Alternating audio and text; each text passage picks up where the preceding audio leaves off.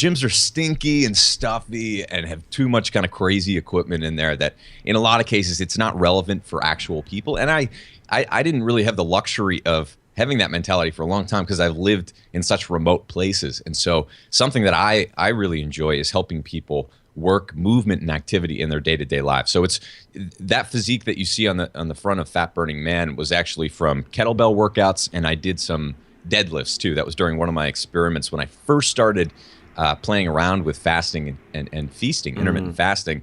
And a lot of people said, the conventional wisdom around fasting is that, all your muscles are going to fall off, and you're never going to be able to build muscle and build a great physique. And in fact, I found the opposite. I was able to build muscle, reduce my body fat by making some of those little tweaks and adjustments, and without going to the gym.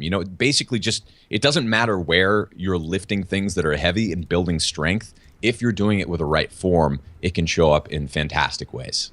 I wasn't necessarily intending to talk about intermittent fasting, but I'm really fascinated, and it's a subject that keeps coming up because I think, especially here in this country, amongst the people I know, people are interested in it. They've heard that it could help them, but they don't really know how to do it. And I feel like I've read quite a bit on it, and I still don't really know what I'm doing. So perhaps you could briefly explain why it helped you and what we need to do. Yeah. So Fat Burning Man has a number of reasonings behind why it's named that, but one of the biggest is that this way of eating and living is aimed at fat adaptation, which means you're using, instead of carbs, as most people do, they use that as their main source of fuel. They're getting most of their daily calories and energy from carbs, and especially processed carbs. In America, about more than 50% of our diet is made up of processed food, which is primarily high glycemic carbs.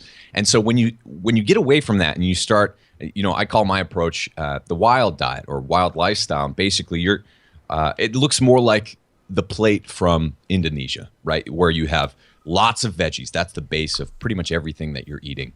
Instead of grains, you're having veggies. And then you might have a bit of starch, depending on your level of activity.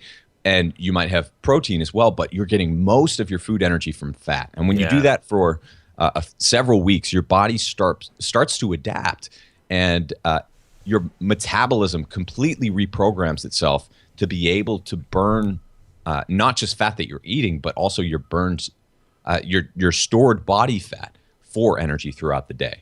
So when you start with a reasonable nutrition program that's staying away from high glycemic carbs that most people are eating in processed food and grains, and you move toward this way of eating, all of a sudden you find that you can go a little bit longer without eating, and you still have plenty of energy, you have mental clarity.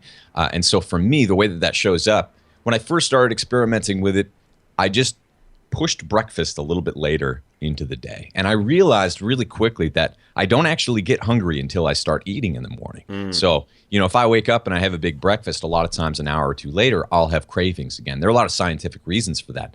But the only way that a lot of people have found, or a lot of studies have found, to increase longevity and get a lot of the benefits from undereating is by restricting your calories in a very intense way. And that is not pleasurable for anyone. And you can burn a lot of muscle doing that. But what they've also found is you can achieve very similar effects by intermittently fasting, which basically means you go certain periods of the day under eating, and then you eat the majority of your calories and food and meals in a compressed eating window.